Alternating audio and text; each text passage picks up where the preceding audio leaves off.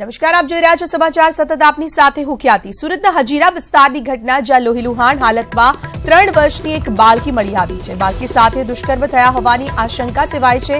બાળકીને સારવાર અર્થે સિવિલ હોસ્પિટલ ખાતે ખસેડવામાં આવી છે।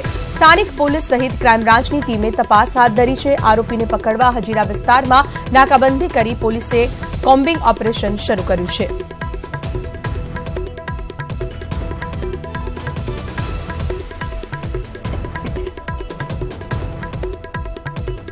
एक 3 વર્ષની બાળકી લોહીલુહાણ હાલતમાં મળતા હવે પોલીસ દોડતી થઈ છે। આરોપીઓને પકડવા માટે હજીરા વિસ્તારમાં કોમ્બિંગ હાથ ધર્યું છે।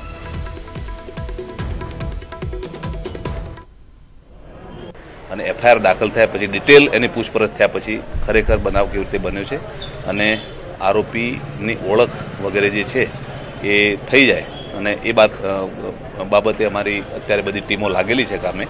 ક્રાઇમ બ્રાન્ચ અને બાકીના આજુબાજુના પોલીસ સ્ટેશનના માણસોને પણ અમે ભેગા કરી અને કોમ્બિંગ વગેરે ચાલુ છે। નાકાબંધી પણ કરેલી છે, પણ એનું ચોક્કસ વર્ણન મળે અને ફરિયાદી આપણને થોડું વર્ણન આપે અથવા તેની બાબતે થોડી માહિતી મળી શકે એના માટેના પેરેન્ટ્સ વગેરેનો સંપર્ક કર્યો છે। આવી જાય એટલે એ પ્રમાણે આગળ વધીશું। કીર્તેશ જોડાયા છે અમારી સાથે। કીર્તેશ, બાળકી સાથે દુષ્કર્મ થયા હોવાની આશંકા, શું છે વધુ વિગત? ચોક્કસપણે સુરતના હજીરા વિસ્તારમાં મોડી સાંજે એક બાળકી લોહીલુહાણ હાલતમાં મળી આવી હતી। જોકે પ્રાથમિક તપાસમાં બાળકી સાથે દુષ્કર્મ આચર્યા હોવાની આશંકાને લઈને તેને 108ની મદદથી સારવાર અર્થે સિવિલ હોસ્પિટલ ખસેડવામાં આવી હતી, જ્યાં તબીબોએ પરીક્ષણ કર્યા બાદ આ બાળકી સાથે દુષ્કર્મ થયા હોવાની વાત સામે આવી હતી। આ ઘટનાની જાણ પોલીસને કરતા સ્થાનિક Hazira police, crime branch, PCB સહિત ઉચ્ચ અધિકારીઓનો કાફલો તાત્કાલિક ઘટના સ્થળે દોડી ગયો હતો અને આ મામલે તપાસનો ધમધમાટ શરૂ કર્યો હતો। જોકે આ બાળકી બપોરે ઘર નજીક રમતી હતી ત્યારે ગુમ થઈ હતી અને મોડી સાંજે લોહીલુહાણ હાલતમાં મળી આવી હતી। સારવાર દરમિયાન તેની માતા અને બાળકી દ્વારા જે આરોપીનું વર્ણન આપ્યું તેના આધારે સુરત પોલીસે હજીરા વિસ્તારમાં નાકાબંધી કરી અને આખી રાત સર્ચ ઓપરેશન કર્યા હતા। સૂત્રોનું માનીએ તો આરોપીની જે ઓળખ આપી હતી તેના આધારે પોલીસે એક વ્યક્તિની મોડી રાત્રે અટકાયત કરી છે। સત્તાવાર તેને આજે બપોર બાદ તેની ધરપકડ બતાવે તેવી શક્યતાઓ છે, પણ જે રીતે બાળકી સાથે દુષ્કર્મ આચર્યા હોવાની ઘટના બની છે તેને લઈને સમગ્ર વિસ્તારમાં ચકચાર મચી ગઈ છે। કારણ કે છેલ્લા લાંબા સમયથી સુરતમાં બાળકીઓ સાથે રેપની ઘટનાઓ વધતી જાય છે, તેમાં એક ઘટના વધારો થતા પોલીસ સતર્ક થઈ અને તાત્કાલિક 12 કલાકમાં આરોપી સુધી પહોંચી જવામાં સફળતા મળી તેવું સૂત્રો દ્વારા જાણવા મળી રહ્યું છે। આરોપીઓ હાથવેદમાં હોવાના સમાચાર પણ મળી રહ્યા છે કીર્તેશ, તેમ છતાં હજુ સુધી પોલીસ ત્યાં સુધી કેમ નથી પહોંચી શકી?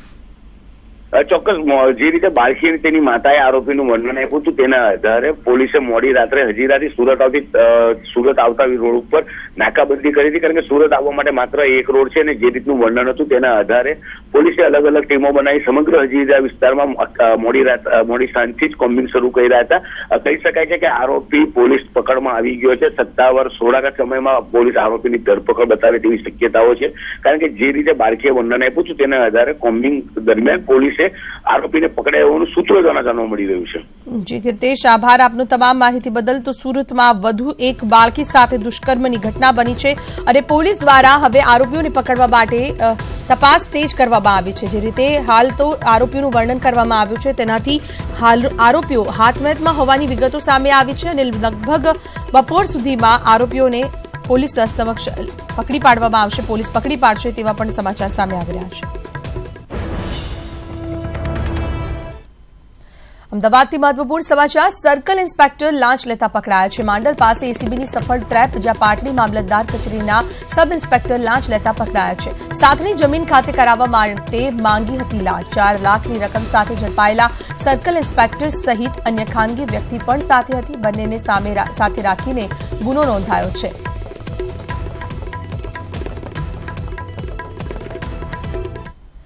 મહુવામાં ખાનગી કંપનીના માઇનિંગ સામે આંદોલન ચલાવી રહેલા કોળી સમાજના 92 લોકોની ધરપકડ બાદ ગુરુવારે 36 મહિલાઓને જેલમાંથી મુક્તિ આપવામાં આવી હતી, ત્યારે 56 પુરુષોને છોડાવવા માટે સમાજના આગેવાનોએ પ્રયાસ હાથ ધર્યા છે। ઉલ્લેખનીય છે કે ભાવનગર મહુવા તલ્લી બાંભોર ગામ વચ્ચે શરૂ થયેલા ખાનગી કંપનીના માઇનિંગ મામલે ઘર્ષણમાં પોલીસે 92 લોકો સામે ગુનો નોંધી ધરપકડ કરી જેલ હવાલે કર્યા છે। જેલમાંથી મુક્તિ મેળવનાર 36 મહિલાઓમાં એક મહિલા પણ છે જેનો પુત્ર અપંગ છે। આ મહિલાના જેલમાં ગયા બાદ તેમના પુત્રની કાળજી આસપાસના લોકો રાખી રહ્યા હતા।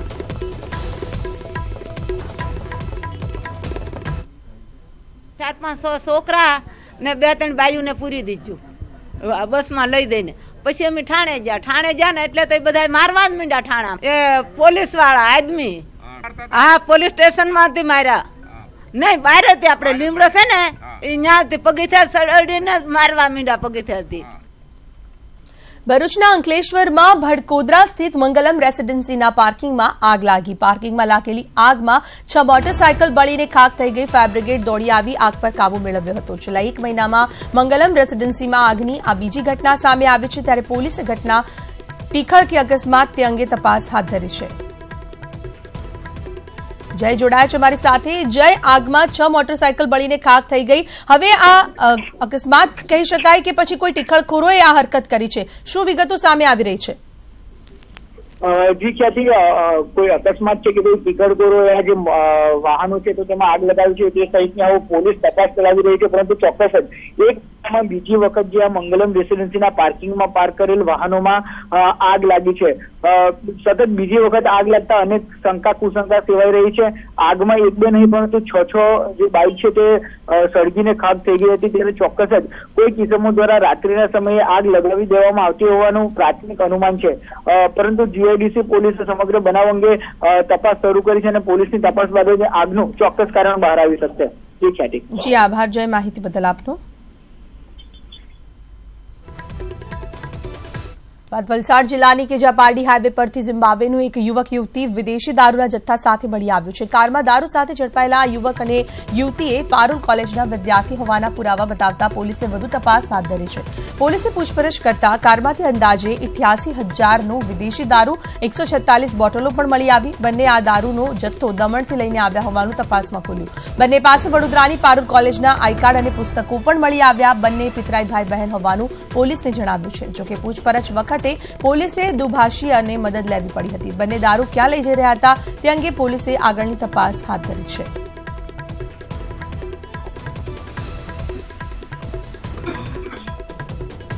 એએમસી બહાર પાડશે 200 કરોડના બોન્ડ. પ્રથમવાર બોન્ડની બોલાશે ઓનલાઈન બોલી. એએમસીને 2 સંસ્થાઓએ આપ્યું છે AA+નું રેટિંગ. એએમસીને વ્યાજમાં 25%નો થઈ શકે છે ફાયદો. કેન્દ્ર સરકાર એએમસીને 25 કરોડની સબસિડી આપશે. કેન્દ્ર સરકારની સબસિડીથી એએમસીને 50 કરોડનો ફાયદો થશે.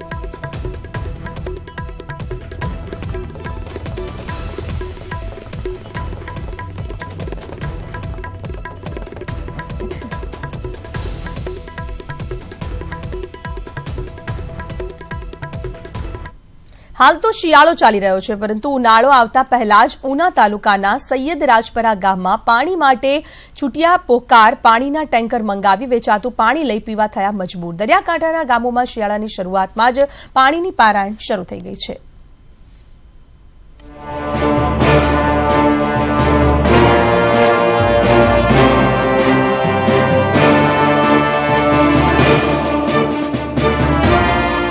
આ દ્રશ્યો ધૂમધકતા ઉનાળાના નથી.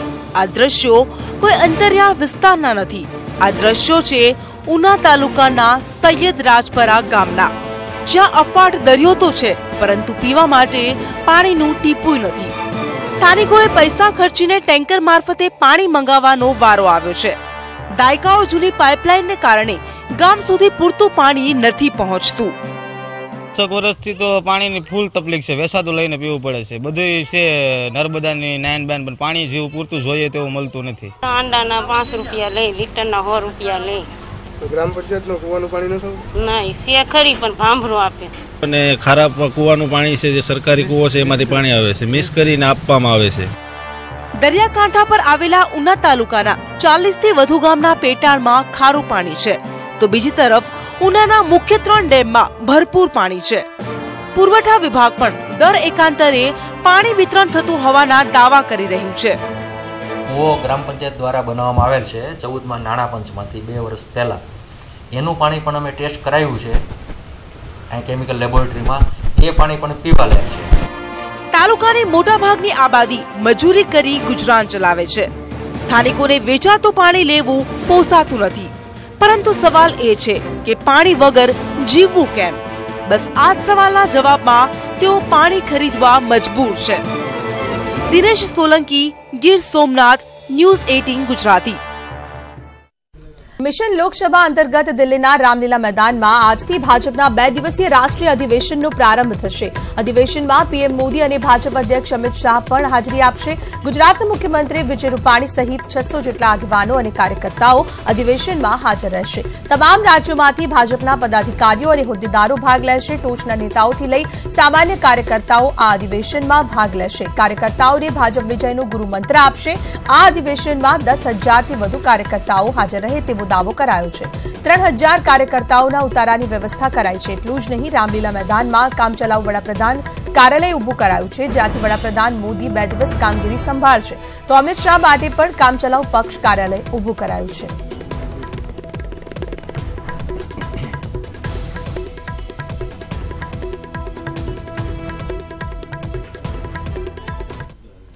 हमारे साथ जुड़ाई गया है अनूप गुप्ता। अनूप, बताइए, ये 2 दिन का अधिवेशन चलने वाला है, क्या ज्यादा जानकारी अभी इस बारे में?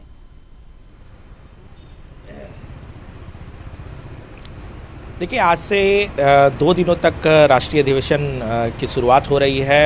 आज बीजेपी के राष्ट्रीय अध्यक्ष अमित शाह के अभिभाषण से इस महाधिवेशन की शुरुआत होगी। इसके अलावा कल का दिन काफ़ी महत्वपूर्ण रहने वाला है, क्योंकि कल खुद प्रधानमंत्री नरेंद्र मोदी का समापन भाषण होगा और कह सकते हैं कि औपचारिक तौर से मिशन 2019 का कैंपेन जो है वो शुरू किया जाएगा इसी महाधिवेशन के द्वारा। सबसे बड़ी बात बता दूं कि इस महाधिवेशन में 3 प्रस्ताव पास होने हैं, जिसमें राजनीतिक प्रस्ताव हैं, आर्थिक प्रस्ताव हैं और इसके अलावा एक धन्यवाद प्रस्ताव इस महाधिवेशन में पास किया जाएगा। धन्यवाद प्रस्ताव जो गरीब सवर्णों को केंद्र सरकार ने आरक्षण दिए हैं उसको और लेकर धन्यवाद प्रस्ताव पास किया जाएगा कि किस तरीके से केंद्र सरकार ने गरीब सवर्णों को एक बड़ा सौगात दिया है। तो ये 3 प्रस्ताव हैं। इसके अलावा अमित शाह का उद्बोधन होगा, प्रधानमंत्री नरेंद्र मोदी का समापन भाषण होगा और एक तरह से कह सकते हैं कि औपचारिक तौर से बीजेपी 2019 मिशन 2019 की शुरुआत इस महाधिवेशन से करने जा रही है। जिस तरह से गुजरात के सीएम और 600 से भी ज्यादा भाजपा के कार्यकर्ता भी वहां पे उपस्थित रहेंगे, उस बारे में क्या कहेंगे? कौन कौन वहां पे महानुभाव उपस्थित रहने वाले हैं?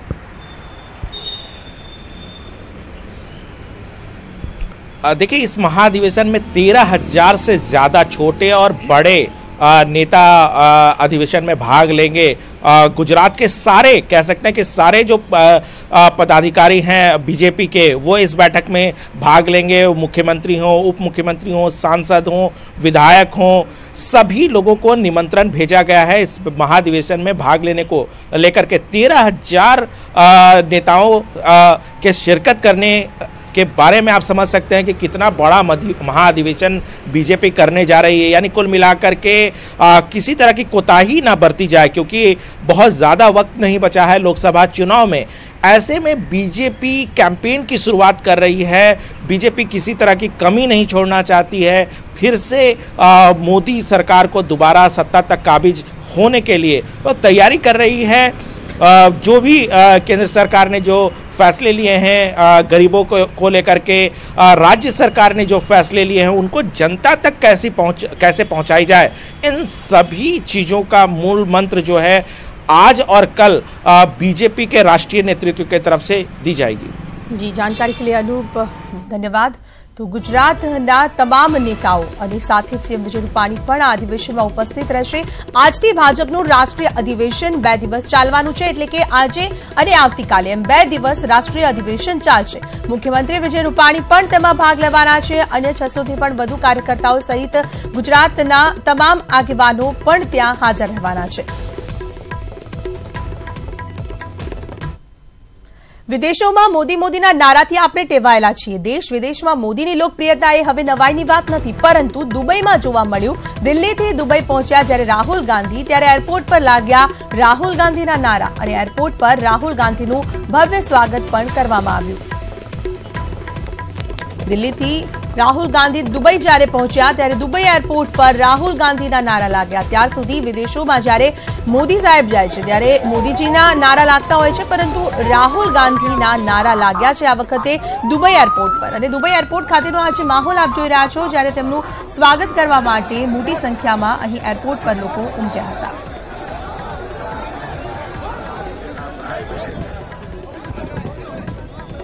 We not go.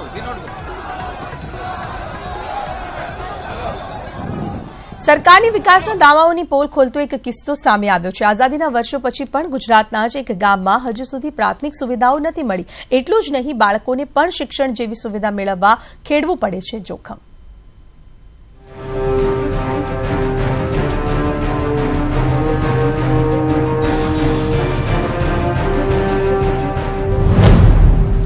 ભણતર માટે ભૂલકાઓનું જોખમ.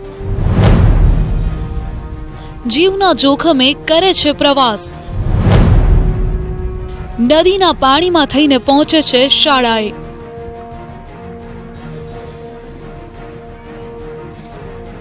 અશ્વિન નદીના કિનારે વસેલું છોટાઉદેપુરનું પોથલીપુરા ગામ 500 માણસની વસ્તી ધરાવતા ગામની વચ્ચેથી જ પસાર થાય છે અશ્વિન નદી. અને જેને રોજ આંગણવાડીમાં ભણતા નાના નાના ભૂલકા જીવના જોખમે પસાર કરે છે. ચોમાસાનું ઘૂંટણસમું પાણી હોય કે પછી શિયાળાની કડકડતી ઠંડી, માસૂમ ભૂલકાઓ દરેક પરિસ્થિતિનો સામનો કરીને સામે પાર આવેલી આંગણવાડીમાં જોખમ ખેડીને પહોંચે છે. અમારા છોકરા મૂકવા જવાનું, લેવા જવાનું, અને અમારે સીમમાં જવું હોય તો સીમમાંથી વહેલા આવવું પડે અડધું કામ મૂકીને. કોઈક વાર આંગણવાડીની મહિલા કાર્યકર બાળકોને પાણીમાં ઉચકીને લઈ જાય છે. કેટલીક વખત વાલીઓ વિદ્યાર્થીઓને નદી પાર કરાવે છે. આઝાદી પૂર્વેથી આ ગામની સ્થિતિ આવી જ છે. દરેક ચૂંટણીમાં નેતાઓ ગામમાં નદી પર પુલ બનાવી આપવાનું વચન આપીને આદિવાસી પ્રજાનો વોટ લઈ જાય છે અને પછી અહીંની પ્રજાને નોંધારી મૂકીને વળીને જોવા પણ નથી આવતા. ખરેખર તો આ પુલની અમારે જરૂર છે, પણ હજી કોઈ અમારું દુઃખ ભોગવી નહીં રહ્યા. એટલે આ મતદાન લેવાનું થાય તો કે અમે બનાવી દેશું, પેલો કે અમે બનાવી દેશું, મત લઈને જતા રહે છે. શું છે કે બાળકોને સ્કૂલમાં આવવાની ઘણી બધી તકલીફ છે. તમારે એમના વાલીઓએ જાતે તમારે શું છે કે અડધા કપડાં કાઢીને તમારે એમને ખભે બેસાડીને બાળકોને સ્કૂલે મૂકવા માટે આવવું પડે છે. બીજો ગામના લોકોને પણ અવર જવર માટે ઘણી તકલીફ પડે છે. નદી પાર કર્યા સિવાય પોથલીપુરાના ગ્રામજનોને નસવાડી આવવું હોય તો 15 કિલોમીટર ફરવું પડે. જો પુલ બની જાય તો ખૂબ જ ઓછા સમયમાં ગ્રામજનો જોખમ ખેડ્યા વગર સામે પાર પહોંચી શકે છે. હવે લોકસભાની ચૂંટણીના પડઘમ વાગી રહ્યા છે, ત્યારે જોવું રહ્યું કે ગ્રામજનોની સમસ્યા દૂર થશે કે પછી એ જ ચૂંટણી સમયના ઠાલા વચનો મળશે. અલ્લારખા પઠાણ, ન્યૂઝ 18 ગુજરાતી, છોટાઉદેપુર. સામાન્ય રીતે ફેબ્રુઆરીમાં આંબે મોર આવે છે, પરંતુ ભર શિયાળે મોર આવી ચૂક્યા છે અને જૂનાગઢમાં આ અચરજ પમાડતી કુદરતી ઘટના બની છે.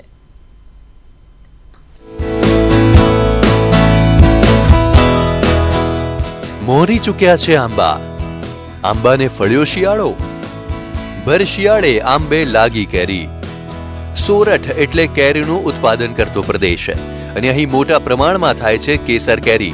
એટલે કેસર કેરીના રસિયાઓ માટે આનંદના સમાચાર એ છે કે અહીં 1 મહિના પહેલા જ મોહરી ચૂક્યા છે આંબા. અચરજ પમાડતી આ ઘટના છે, પરંતુ કૃષિ નિષ્ણાતોનું કહેવું છે કે આ એક સામાન્ય કુદરતી પ્રક્રિયા છે. આ જે વસ્તુ બની છે એ કુદરતી છે. એવું નથી કે બધા જ આંબામાં બને, પણ કુદરતી રીતે અમુક આંબામાં આવું બનતું હોય છે. અને આ પહેલી વખત નથી બની, ઘણી વખત આવું બને છે કે જેની અંદર અમુક આંબાની અંદર બહુ વહેલો મોર આવી જાય ને અત્યારે ખાટકી પણ તૈયાર થઈ ગઈ હોય ખાટકી. પણ જ્યારે સામાન્ય રીતે અત્યારે હાલ જે રીતે ઠંડુ વાતાવરણ છે તે પ્રમાણે લાગી રહ્યું છે કે કેરીના પાક માટે ઉજળા સંજોગો છે. દિવસ અને તાપમાનમાં સામાન્ય ફેરફાર કેરીના પાક માટે અનુકૂળ છે, પરંતુ જો વાતાવરણમાં ફેરફાર થશે તો કેરીના ઉત્પાદનને પણ અસર પડશે. અને આ પ્રમાણે જો વાતાવરણ રહેશે તો ફળધારણ પ્રક્રિયા પણ સારી થશે અને ઉત્પાદન સારું આવવાની શક્યતાઓ છે. પણ ફ્લાવરિંગ આવું આવ્યા પછી જો વાતાવરણમાં ફેરફાર થાય આગળના સમયમાં તો એમાં બની શકે કે જે ફળધારણ છે ઓછું થાય અને ઉત્પાદન ઉપર એની માઠી અસર થાય.